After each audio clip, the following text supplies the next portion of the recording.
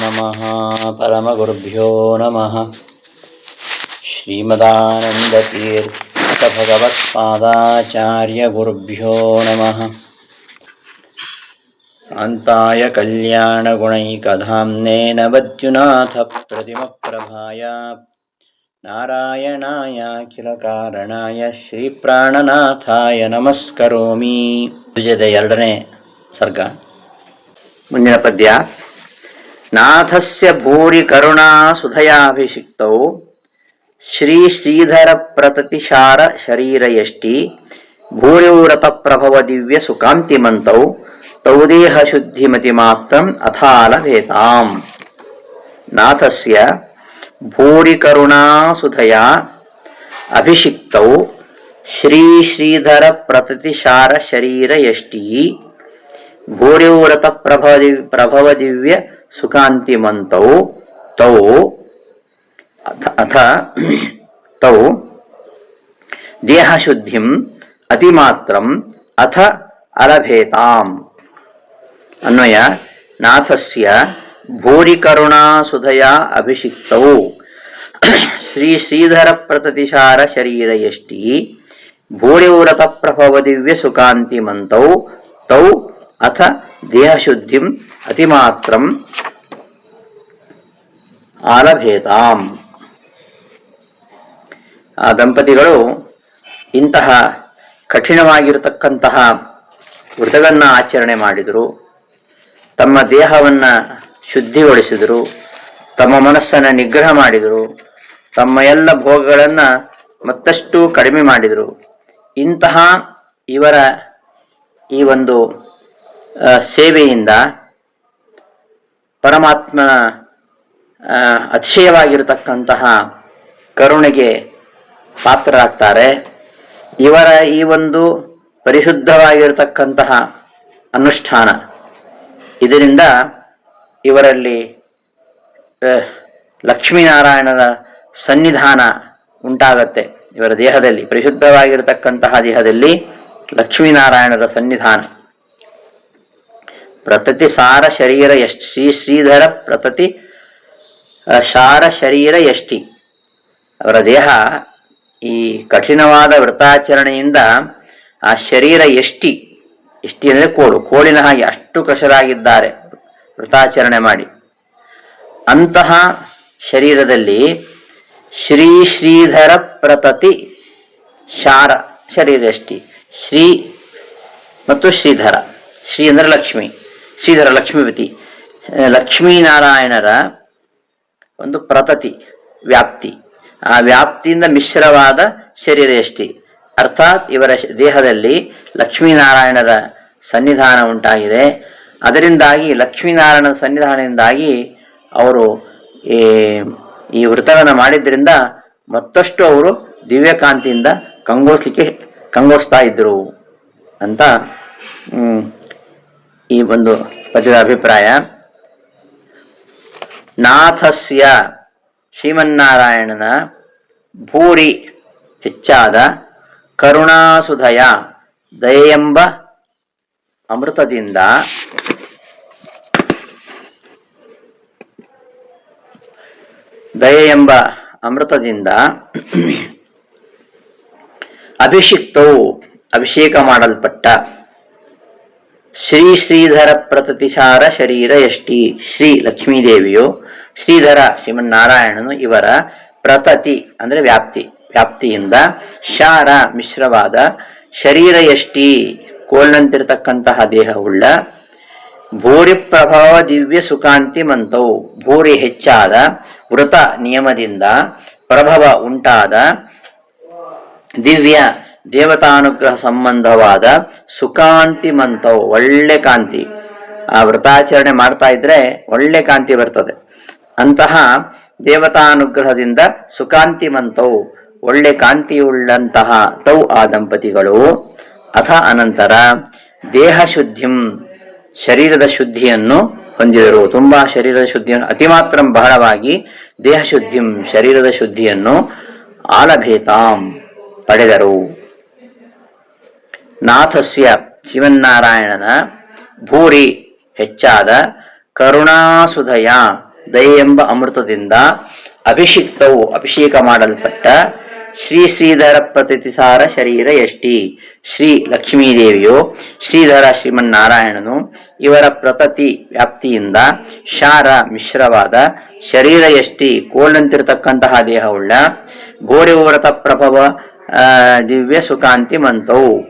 ಭೂರಿ ವೃತ ಹೆಚ್ಚಾದ ವ್ರತ ನಿಯಮಗಳಿಂದ ಪ್ರಭಾವ ಉಂಟಾದ ದಿವ್ಯ ದೇವತಾನುಗ್ರಹ ಸಂಬಂಧವಾದ ಸುಕಾಂತಿ ಮಂತವು ಒಳ್ಳೆ ಕಾಂತಿ ಉಳ್ಳವರಾಗಿ ತವು ಆ ದಂಪತಿಗಳು. ಅಥ ಅನಂತರ ದೇಹ ಶುದ್ಧಿಂ ತಮ್ಮ ಶರೀರದ ಶುದ್ಧಿಯನ್ನು ಅತಿಮಾತ್ರಂ ಬಹಳವಾಗಿ ಆಲಭೇತ ಹೊಂದಿದರು. ವ್ರತಾಚರಣೆ ಮಾಡಿದ್ರಿಂದ ದೇಹ ಪರಿಶುದ್ಧವಾಯಿತು. ಭಗವಂತನ ಒಂದು ವಿಶೇಷವಾಗಿರತಕ್ಕಂತಹ ಸನ್ನಿಧಾನ ಇರುವುದರಿಂದ ಅವರ ದೇಹ ಮತ್ತಷ್ಟು ಪರಿಶುದ್ಧವಾಯಿತು ಅಂತ ಈ ಪದ್ಯದಲ್ಲಿ ಹೇಳ್ತಾ ಇದ್ದಾರೆ.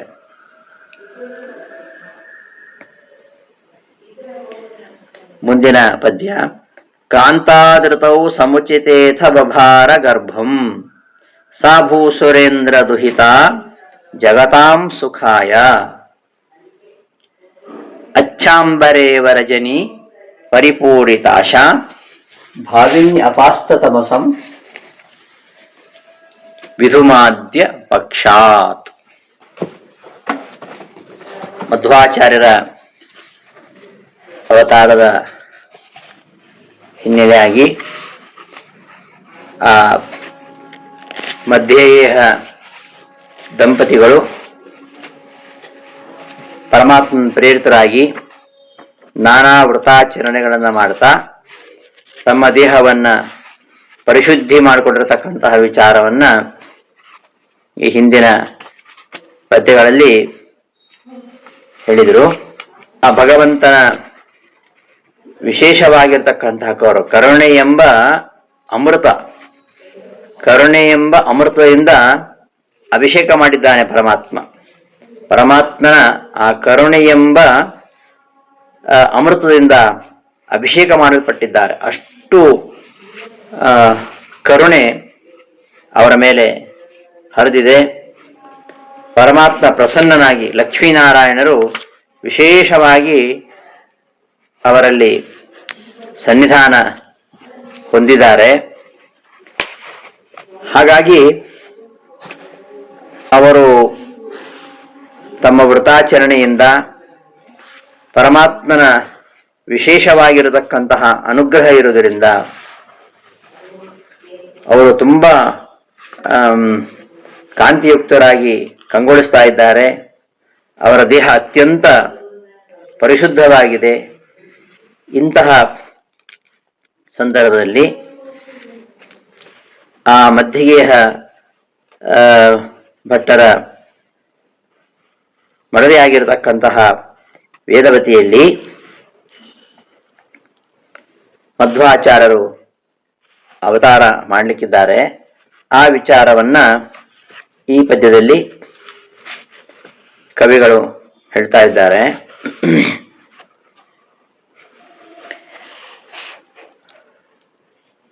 ಅಥ ಅಚ್ಛಾಂಬರ ಪರಿಪೂರಿತಾಶಾ ಭಾವಿನಿ ಸಾ ಭೂಸುರೇಂದ್ರ ದುಹಿತ. ಭೂಸುರೇಂದ್ರ ದುಹಿತ ಅಂತನೂ ಇದೆ, ಭೂಸುರೇಂದ್ರ ದಯಿತ ಅಂತನೂ ಇದೆ. ಭೂಸುರೇಂದ್ರ ದುಹಿತ ಜಗತಾಂ ಸುಖಾಯ, ಜಗತಾಂ ಸುಖಾಯ ಆದ್ಯ ಪಕ್ಷಾತ್, ಆದ್ಯ ಪಕ್ಷಾತ್ ಕಾಂತಾತ್ ಸಮುಚಿತೆ ಋತೌ, ಸಮುಚಿತೆ ಋತೌ ಅಪಾಸ್ತತಮಸಂ ಗರ್ಭಂ ರಜನಿ ವಿಧುಂ ಇವ ಬಭಾರ. ಅಥ ಅನಂತರ, ಅನಂತರ ಅಂತಂದ್ರೆ ಅನಂತರ ಅಂದ್ರೆ ದೇಹ ಪರಿಶುದ್ಧವಾದ ಮೇಲೆ, ಅವರ ದೇಹ ಪರಿಶುದ್ಧವಾದ ಮೇಲೆ ಆ ಮಧ್ಯಗೇಹ ಭಟ್ಟರ ಮಡದಿ ಗರ್ಭಧಾರಣೆ ಮಾಡ್ತಾ ಇದ್ದಾರೆ. ಶ್ರೀಮದಾಚಾರ್ಯರಾಗಿ ವಾಯುದೇವರು ಅವತಾರ ಮಾಡಲಿಕ್ಕಿದ್ದಾರೆ. ಅದನ್ನೇ ವಾಯುಸದಲ್ಲಿ ಹೇಳಿದರು. ಭೂತ್ವಾ ಕ್ಷೇತ್ರೇ ವಿಶುದ್ಧೇ ದ್ವಿಜಗಣ ನಿಲಯೇ ರೌಪ್ಯಪೀಠಾಭಿಧಾನೆ ತತ್ರಾಪಿ ಬ್ರಹ್ಮಜಾತಿ ಸ್ತ್ರಿಭುವನ ವಿಶದೇ ಮಧ್ಯಗೇಹಾಖ್ಯಗೇಹೇ ಪಾರಿವ್ ರಾಜ್ಯಾಧಿರಾಜ ಪುನರಪಿ ಬದರೀಂ ಪ್ರಾಪ್ಯ ಕೃಷ್ಣಂಚನತ್ವಾ ಕೃತ್ವಾ ಭಾಷ್ಯಾಣಿ ಸಮ್ಯಕ್ ವ್ಯತನುಸ್ಯ ಭವಾನ್ ಭಾರತಾರ್ಥ ಪ್ರಕಾಶಂ. ಈ ಮಧ್ಯಗೇಹ ಭಟ್ಟರ ಮನೆಯಲ್ಲಿ, ಮಧ್ಯಗೇಹ ಭಟ್ಟರ ಮಡದಿಯಲ್ಲಿ ಆ ವಾಯುದೇವರು ಅವತಾರ ಮಾಡ್ತಾ ಇದ್ದಾರೆ. ದ್ವಿಜಗಣ ನಿಲಯೇ ರೌಪ್ಯಪೀಠಾಭಿಧಾನೆ ತತ್ರಾಪಿ ಬ್ರಹ್ಮಜಾತಿ ತ್ರಿಭುವನ ವಿಶದೇ ಮಧ್ಯಗೇಹಾಖ್ಯಗೇಹೇ. ತ್ರಿಭುವನ ವಿಶದೇ ಮಧ್ಯಗೇಹಾಖ್ಯಗೇಹೇ. ಆ ಮಧ್ಯಗೇಹ ಭಟ್ಟರು ಅವರ ಗೇಹ ಮನೆಯಲ್ಲಿ, ಅರ್ಥಾತ್ ಅವರ ಹೆಂಡತಿಯಲ್ಲಿ.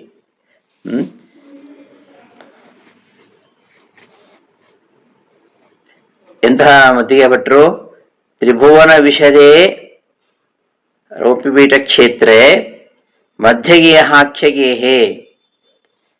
ಮಧ್ಯಗೇಹ ಭಟ್ಟರು ಅವರ ಗೇಹ, ಅವರ ಮನೆಯಲ್ಲಿ ಅಂದರೆ ಅವರ ಮಡದಿಯಲ್ಲಿ ಅವತಾರ ಮಾಡಲಿಕ್ಕೆ ಇದ್ದಾರೆ ವಾಯುದೇವರು. ಅದರ ಒಂದು ಹಿನ್ನೆಲೆಯನ್ನ ಈ ಪದ್ಯದಲ್ಲಿ ಹೇಳ್ತಾ ಇದ್ದಾರೆ. ಅವರು ಗರ್ಭಧಾರಣೆ ಮಾಡಿದರು ಅಂತ. ಅಚ್ಛಾಂಬರ ಪರಿಪೂರಿತಾಶಾ ಭಾವಿನೀಸಾ ಭೂಸುರೇಂದ್ರ ದುಹಿತಾ. ಅವರ ದೇಹ ಪರಿಶುದ್ಧವಾಗಿದೆ. ಅಚ್ಛಾಂಬರ ನಿರ್ಮಲವಾದ ಬಟ್ಟೆ ಉಟ್ಕೊಂಡಿದ್ದಾರೆ. ಪರಿಪೂರಿತಾಶಾ ಅಂದರೆ ಪೂರ್ತಿಗೊಳಿಸಲ್ಪಟ್ಟ ಅಪೇಕ್ಷೆಯುಳ್ಳ. ಭಾವಿನಿ ಸಾ ಭೂಸುರೇಂದ್ರ ದುಹಿತ. ಭೂಸುರೇಂದ್ರ ದುಹಿತ ಅಂದರೆ ದ್ವಿಜೋತ್ತಮನ ಮಗಳು. ಭೂಸುರೇಂದ್ರ ದಯಿತ ಅಂದರೆ ಮಧ್ಯಗೇಹ ಭಟ್ಟರ ಹೆಂಡತಿ ಅಂತ. ಹಾಗೆ ಎರಡು ರೀತಿಯಲ್ಲಿ ಅರ್ಥ ಮಾಡಿ ಬರುತ್ತೆ. ಅಂತಹ ಮಧ್ಯಗೇಹ ಭಟ್ಟರ ಮಡದಿ ಜಗತಾಂ ಸುಖಾಯ, ಜಗತಾಂ ಸುಖಾಯ ಗರ್ಭಂ ದಧಾರ ಬವಾರ. ಜಗತ್ತಿಗೆ ಸುಖವನ್ನುಂಟು ಮಾಡಲಿಕ್ಕೋಸ್ಕರವಾಗಿ, ಜಗತ್ತಿನ ಜನರ ಕಷ್ಟವನ್ನ ಕಳಿಬೇಕಾಗಿದೆ, ಅದಕ್ಕೋಸ್ಕರವಾಗಿ ಅವರು ಅವತರಿಸಿರ್ತಕ್ಕಂತಹ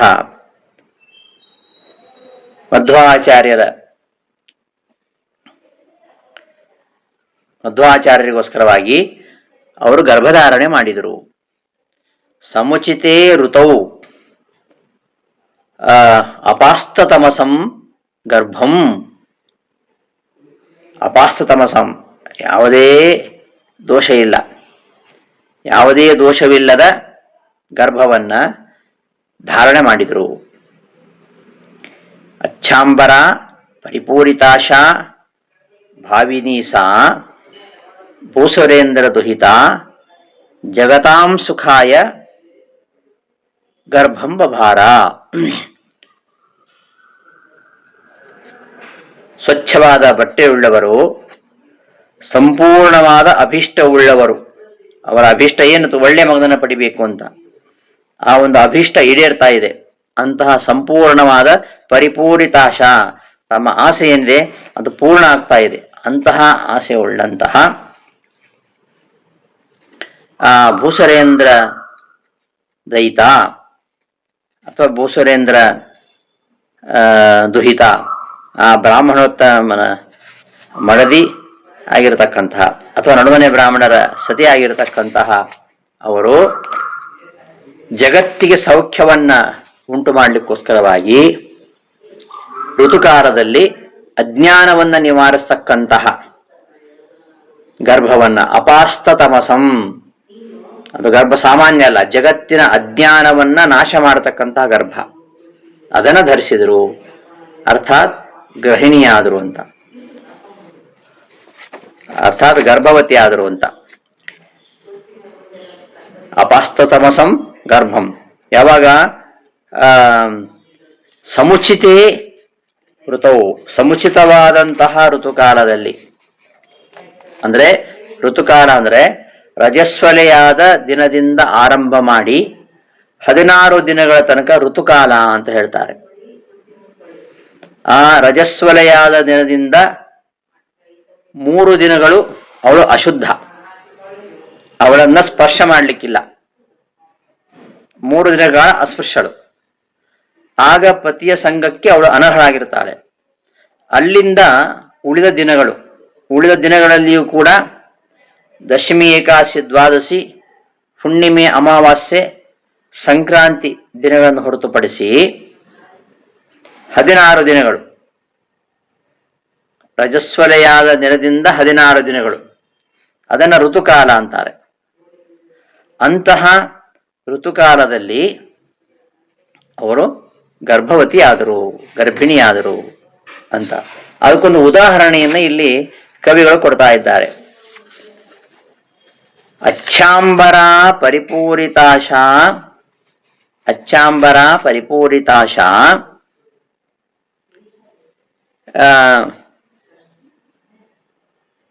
ವಿಧುಂ ಇವ.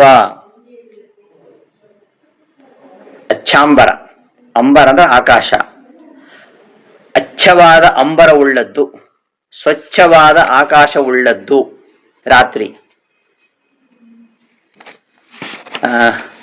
ಆಶಾ ಅಂದ್ರೆ ದಿಕ್ಕು ಅಂತ ಅರ್ಥ ಇದೆ. ಅಚ್ಚಾಂಬರ ಪರಿಪೂರಿತ ಆಶಾ, ಒಂದು ನಿರ್ಮಲವಾದ ಬಟ್ಟೆ ಧಾರಣ ಮಾಡಿದವರು ಇವರು, ತಮ್ಮ ಅಪೇಕ್ಷೆಯನ್ನು ಪೂರ್ತಿಗೊಳಿಸಿಕೊಂಡವರು ಅಂತ ಅರ್ಥ. ಇದು ಭೂಸುರೇಂದ್ರ ದೋಹಿತ ಅನ್ನೋದಕ್ಕೂ ವಿಶೇಷಣ. ಇನ್ನು ರಾತ್ರಿಗೆ ವಿಶೇಷಣ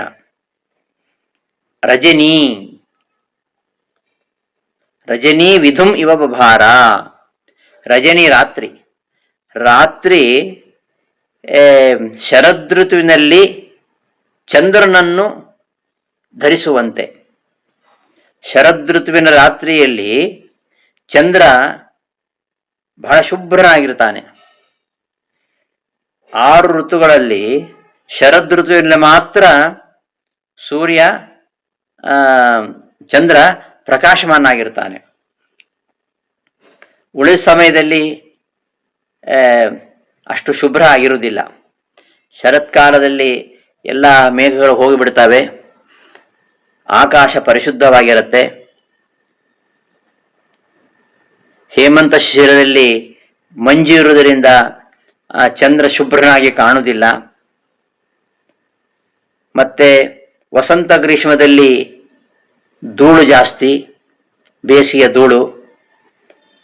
ಮತ್ತು ವರ್ಷ ಋತುವಿನಲ್ಲಿ ಶರದ್ ಋತುವಿನ ಆರಂಭದಲ್ಲಿ ಮಳೆ ಇರುವುದರಿಂದ ಮಳೆಯಿಂದ ಮೋಡದಿಂದ ಆಚ್ಛಾಯಿತನಾಗಿರೋದ್ರಿಂದ ಚಂದ್ರ ಸರಿಯಾಗಿ ಕಾಣುವುದಿಲ್ಲ. ಹಾಗಾಗಿ ಶರದ್ ಋತುವಿನಲ್ಲಿ ಚಂದ್ರ ಬಹಳ ಶುಭ್ರನಾಗಿರ್ತಾನೆ, ಅತ್ಯಂತ ಪ್ರಕಾಶವಾನಾಗಿರ್ತಾನೆ. ಆ ಶರದ್ ಋತುವಿನ ರಾತ್ರಿಯಲ್ಲಿ ಆ ಪರಿಶುಭ್ರನಾದ ಚಂದ್ರ ಇರುವ ಹಾಗೆ ಆ ರಾತ್ರಿ, ಶರದ್ ಋತುವಿನ ರಾತ್ರಿ, ರಜನಿ ರಾತ್ರಿ, ಅಪಾಸ್ತತಮಸಂ, ಕತ್ತಲೇ ಇರುವುದಿಲ್ಲ, ಕತ್ತಲೆಯನ್ನು ಹೋಗಲಾಡಿಸ್ತಕ್ಕಂತಹ ಅಚ್ಚಾಂಬರ, ಸ್ವಚ್ಛವಾದ ಆಕಾಶವುಳ್ಳ, ಅಂಬರ ಅಂದ್ರೆ ಆಕಾಶ, ಅಚ್ಚ ಅಂದ್ರೆ ಸ್ವಚ್ಛ, ಸ್ವಚ್ಛವಾದ ಆಕಾಶವುಳ್ಳಂತಹ ಪರಿಪೂರಿತಾಶಾ. ಆಶಾ ಅಂದ್ರೆ ದಿಕ್ಕುಗಳು, ದಿಕ್ಕು ಉಳ್ಳದ್ದು ರಾತ್ರಿ. ಎಂತಹ ದಿಕ್ಕು? ಪರಿಪೂರಿತ ಆಶಾ. ಯಾವುದರಿಂದ ಪರಿಪೂರಿತ? ಬೆಳದಿಂಗಳಿಂದ ಪರಿಪೂರಿತ. ಬೆಳದಿಂಗಳಿಂದ ಪರಿಪೂರಿತವಾದ ಆಶಾ. ಆಶಾ ಅಂದ್ರೆ ದಿಕ್ಕು. ಬೆಳದಿಂಗಳುಗಳಿಂದ ಪರಿಪೂರಿತವಾದ ದಿಕ್ಕುಗಳುಳ್ಳ ರಜನಿ. ಪರಿಪೂರಿತವಾದ ಆಶಾ, ಪರಿಪೂರಿತ ಆಶಾ ಯಸ್ಯಾಸ ಪರಿಪೂರಿತಾಶಾ ಅಂದ್ರೆ ಬೆಳದಿಂಗಳಿಂದ ಪೂರ್ತಿಯಾಗಿರ್ತಕ್ಕಂತಹ, ಬೆಳದಿಂಗಳಿಂದ ತುಂಬಿರತಕ್ಕಂತಹ ದಿಕ್ಕುಗಳು ಉಳ್ಳದ್ದು ಯಾವುದು? ಅಂತಹ ರಜನಿ ರಾತ್ರಿ. ಆ ರಾತ್ರಿಯು ಸಮುಚಿತೇ ಋತವು, ಅರ್ಥಾತ್ ಚಂದ್ರನು ಬೆಳಗಲಿಕ್ಕೆ ಯೋಗ್ಯವಾಗಿರತಕ್ಕಂತಹ ಋತು ಅಂದ್ರೆ ಶರದ್ ಋತು. ಶರದ್ ಋತುವಿನಲ್ಲಿ ರಾತ್ರಿಯು ಅಪಾಸ್ತತಮಸಂ ಕತ್ತಲೆಯನ್ನು ನಿವಾರಿಸುವತಕ್ಕಂತಹ ವಿಧುಂ ಇವ ಚಂದ್ರನನ್ನು ಆ ರಾತ್ರಿಯು ಧರಿಸುವಂತೆ ಇವರು ಕೂಡ ಅಚ್ಛಾಂಬರ ಶುಭ್ರವಾಗಿರ್ತಕ್ಕಂತಹ ನಿರ್ಮಲವಾಗಿರ್ತಕ್ಕಂತಹ ಬಟ್ಟೆಯನ್ನು ಹುಟ್ಟಿರುವ ಪರಿಪೂರಿತಾಶ ತನ್ನ ಆಶೆಯನ್ನ ಪೂರ್ತಿಗೊಳಿಸಿಕೊಂಡಿರುವ ಗುಣಾರ್ಣವ ಪುತ್ರನನ್ನ ಪಡಿಬೇಕು ಅಂತೇನೋ ಆಸೆ ಇದೆ, ಆ ಆಸೆ ಪೂರ್ಣ ಆಗ್ತಾ ಇದೆ. ಅಂತಹ ಪೂರ್ತಿಗೊಳಿಸಲ್ಪಟ್ಟ ತನ್ನ ಆಸೆ ಉಳ್ಳಂತಹ ಭಾವಿನಿ ಆಗುವ ಸ ಭೂಸುರೇಂದ್ರ ದುಹಿತ ಆ ದ್ವಿಜೋತ್ತಮನ ಮಗಳು ಜಗತಾಂ ಸುಖಾಯ ಜಗತ್ತಿನ ಸುಖಕ್ಕೋಸ್ಕರವಾಗಿ ಆದ್ಯ ಪಕ್ಷಾತ್ ಆದ್ಯ ಪಕ್ಷ ಅಂದ್ರೆ ವಿಷ್ಣು ಆದ್ಯ ಪಕ್ಷ ಆದ್ಯೇ ಪಕ್ಷ ಯಶ ಸಹ ಆದ್ಯ ಪಕ್ಷ ಚಂದ್ರನ ವಿಷಯದಲ್ಲೂ ಹಾಗೆ ಆದ್ಯ ಪಕ್ಷದಲ್ಲಿಯೇ ಚಂದ್ರ ಬೆಳಗುವುದು, ಚಂದ್ರನ ಕಾಂತಿ ಹೆಚ್ಚಾಗ್ತಾ ಹೋಗುವುದು ಆದ್ಯ ಪಕ್ಷ. ಒಂದು ಮಾಸದಲ್ಲಿ 2 ಪಕ್ಷ, ಮೊದಲನೆಯದು ಆದ್ಯ ಪಕ್ಷ. ಆದ್ಯ ಪಕ್ಷಕ್ಕೆ ನಾವು ಶುಕ್ಲ ಪಕ್ಷ ಅಂತ ಹೇಳಿ, ಯಾಕೆ ಶುಕ್ಲ ಅಂದ್ರೆ ಬಿಳಿ ಅಂತ, ಶುದ್ಧ ಅಂತ ಹೇಳ್ತಾರೆ, ಶುಕ್ಲ ಅಂತ ಹೇಳ್ತಾರೆ. ಆ ಆದ್ಯ ಪಕ್ಷ ಶುಕ್ಲ ಪಕ್ಷದಲ್ಲಿ ರಾತ್ರಿಯು ಚಂದ್ರನ ಧರಿಸುವಂತೆ ಇವಳು ಕೂಡ ಆದ್ಯ ಪಕ್ಷಾತ್ ಕಾಂತಾತ್ ಸಮುಚಿತೇ ಋತವು. ಆದ್ಯ ಪಕ್ಷ, ಆದ್ಯ ಅಂದ್ರೆ ಪರಮಾತ್ಮ, ಆ ಪರಮಾತ್ಮನ ಪಕ್ಷದವರು ಅಂತ.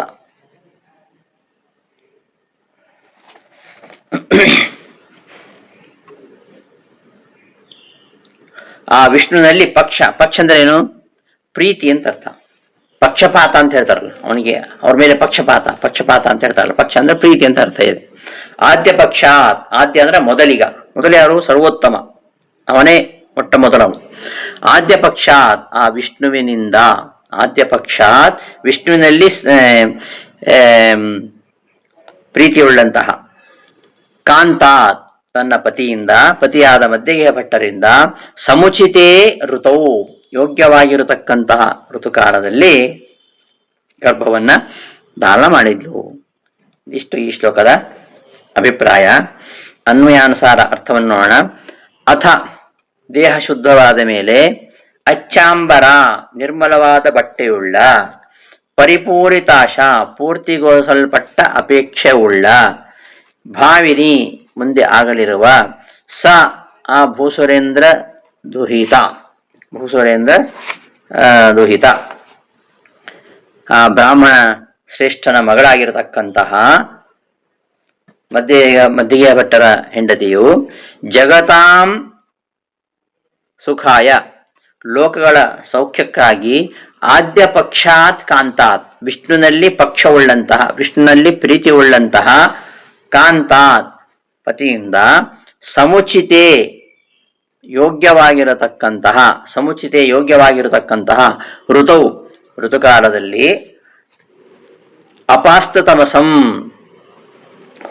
ಯಾವುದೇ ದೋಷವಿಲ್ಲದ ನಿರ್ದುಷ್ಟವಾದ ಅಜ್ಞಾನವನ್ನು ಹೋಗಲಾಡಿಸತಕ್ಕಂತಹ ಗರ್ಭವನ್ನು, ಅಚ್ಚಾಂಬರ ಸ್ವಚ್ಛವಾದ ಆಕಾಶವುಳ್ಳ, ಪರಿಪೂರಿತಾಶ ಬೆಳದಿಂಗಳಿಂದ ತುಂಬಿದ ದಿಕ್ಕುಗಳುಳ್ಳ, ಭಾವಿನಿ ಆಗಲಿರುವ, ರಜನಿ ರಾತ್ರಿಯು, ಸಮುಚಿತೇ ಋತವು ಶರದೃತುವಿನಲ್ಲಿ, ಕಾಂತಾತ್ ಮನೋಹರವಾದ, ಆದ್ಯ ಪಕ್ಷಾತ್ ಶುಕ್ಲ ಪಕ್ಷದಿಂದ, ಅಪಾಸ್ತತಮಸಂ ಶುಕ್ಲ ಪಕ್ಷದಲ್ಲಿ ಕತ್ತಲೆ ಇರಲ್ಲ, ಶುಕ್ಲ ಪಕ್ಷದಿಂದ, ಅಪಾಸ್ತತಮಸಂ ನಿವಾರಿಸಲ್ಪಟ್ಟ ಕತ್ತಲೆಯುಳ್ಳ, ವಿಧುಮಿವ ಚಂದ್ರನಂತೆ, ಬಭಾರ ಧರಿಸಿದಳು. ಅಥ ದೇಹವು ಪರಿಶುದ್ಧವಾದ ಮೇಲೆ ಅಚ್ಚಾಂಬರ ನಿರ್ಮಲವಾದ ಬಟ್ಟೆಯುಳ್ಳ, ಪರಿಪೂರಿತಾಶ ಪೂರ್ತಿಗೊಳಿಸಲ್ಪಟ್ಟ ಅಪೇಕ್ಷೆಯುಳ್ಳ, ಭಾವಿನಿ ಆಗುವ, ಸ ಆ ಭೂಸುರೇಂದ್ರ ದುಹಿತ ಆ ದ್ವಿಜೋತ್ತಮನ ಮಗಳಾಗಿರತಕ್ಕಂತಹ ಮಧ್ಯೆಯ ಭಟ್ಟರ ಹೆಂಡತಿಯು, ಜಗತಾಂ ಲೋಕಗಳ, ಸುಖಾಯ ಸೌಖ್ಯಕ್ಕಾಗಿ, ಆದ್ಯ ಪಕ್ಷಾತ್ ವಿಷ್ಣುವಿನಲ್ಲಿ ಪ್ರೀತಿ ಉಳ್ಳಂತಹ,